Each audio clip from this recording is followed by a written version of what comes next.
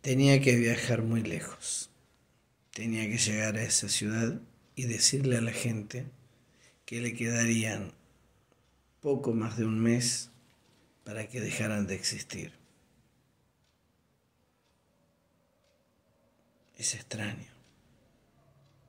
¿Cómo podría un hombre viajar a una tierra que no es la suya y decirle a la gente de esa gran metrópolis: ustedes a poco más de un mes, 40 días, van a quedar destruidos? Ni siquiera posibilidad de arrepentirse, de decir, bueno, cambiamos en último de los casos. Pero ¿cómo era llegar y empezar a caminar sobre esa ciudad y empezar a decirle a la gente: ustedes solamente les queda el final? Algunos podrían decir, bueno, en el caso de que se le crea, nos vamos. Y seguramente que más de uno ha osado en irse. Pero muchos han dicho, este está loco. Pero cuando iban pasando los días, sobre todo los primeros 10 días, alguna de las personas, quizá con esa tendencia al miedo, al temor, en algún momento empezó a creer. Y a medida que pasaban los días, la fe hacia lo que éste decía empezó a suceder. La fe a creer que un Dios iba a destruir esa ciudad, esa gran metrópolis y todo lo que estaba en su alrededor. ¿Cómo es posible? Mire, hace muchos años se viene anunciando lo que sucedió en esta gran metrópolis, Nínive. Ya no es ficción. Lo que sucedió aquella vez fue en 2 oportunidades. Solo una, Nínive, salvó sus vidas, porque la gente le terminó creyendo a este llamado profeta Jonás. Y tanto le creyeron que hasta el rey oyó y le pidió al pueblo que se convirtiera de sus malos caminos. Quizá Dios, el Dios del que predicaba este hombre, les iba a perdonar. Y tal es así que sucedió. El cambio vino. La gente cambió su conducta, cambió su corazón.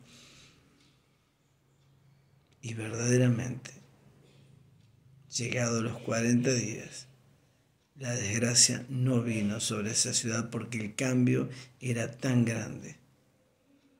Aún estaban ayunando los animales. Las oraciones y el clamor del por favor que no pase estaba sucediendo en todos los hogares. Era un lamento. La gente dejó de pelearse entre sí. Dejó de haber actitudes salvajes. Dejó de haber pornografía. ¿Por qué no? Incesto. De todas esas cosas que hoy existen, pero que están ocultas en esa ciudad, aunque hace muchísimos años estaban a la luz. Pero la actitud salvaje entre la gente era lo que más predominaba. Quizá como sucedía en Atenas, Grecia o en el Coliseo romano, donde las personas peleaban entre sí como bestias, o las personas eran enfrentadas con las bestias para ver quién sobrevivía. Y todo eso era un gran espectáculo de animales, que aunque fuesen personas, actuaban como animales. Eso divertía a las autoridades.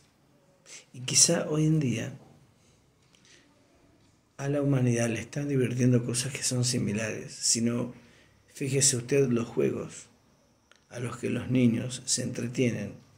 Niños, jóvenes, adolescentes y adultos que tienen una adolescencia bastante prolongada se entretienen con esos juegos que tienen que ver con la violencia, hasta haber destruido al otro, hasta ver sangre.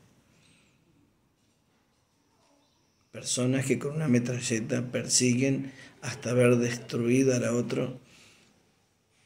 Y ese es el entretenimiento, la sangre, la muerte. Lamentablemente existen en las familias cristianas niños, adolescentes y jóvenes y adultos con adolescencia prolongada que se entretienen con esas cosas.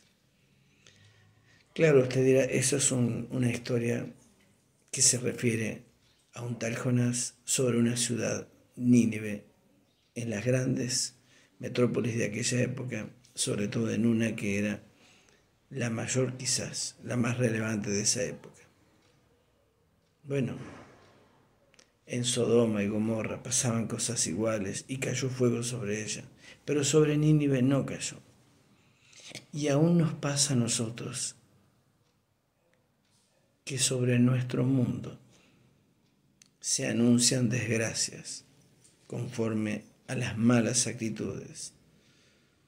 Si se refiere a los gobiernos, se les dice que contaminar las aguas con las industrias, eso va a perjudicar tanto al clima que ese cambio va a producir desgracias. ¿Acaso no hay maremotos, terremotos? No hay recalentamiento global.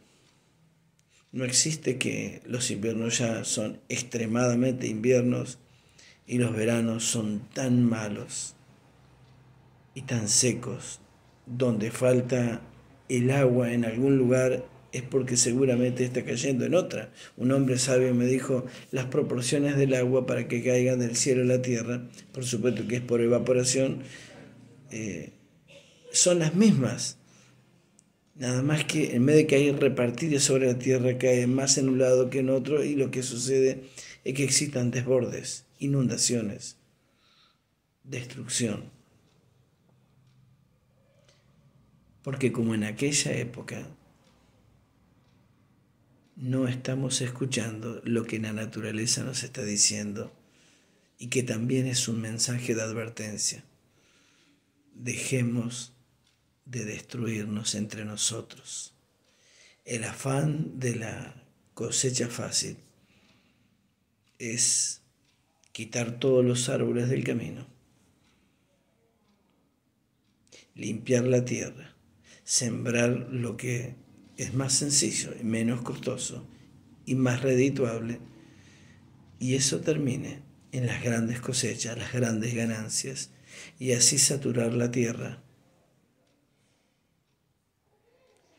y quitarnos a todos nosotros el derecho a respirar, a oxigenarnos, a que el planeta tenga un equilibrio.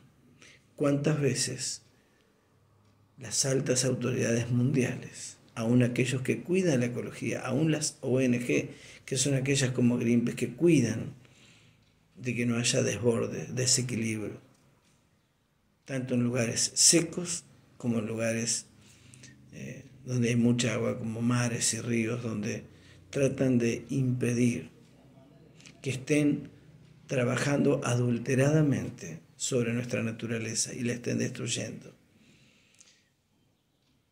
Antes sucedía de tanto en tanto. Ahora sucede hasta 2 o 3 veces al año en las costas de Estados Unidos, en la costa este, bajando hacia la costa de la Florida. Ya es imposible que la gente piense en un futuro en ese lugar, porque todas las desgracias marítimas que suceden justamente desde ese lugar y pegan las costas de las ciudades hasta las aguas, y los vientos terribles pegar mucho más adentro y luego bajar sobre América Latina, desde las Antillas, América Central, América del Sur. Es increíble la destrucción.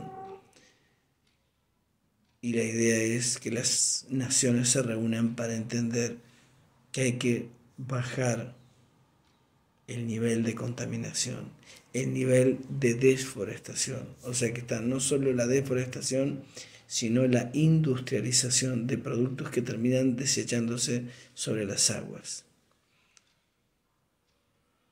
Y la predicación del Evangelio, de las buenas nuevas, es: no hagamos equivocadamente para que no nos caiga encima.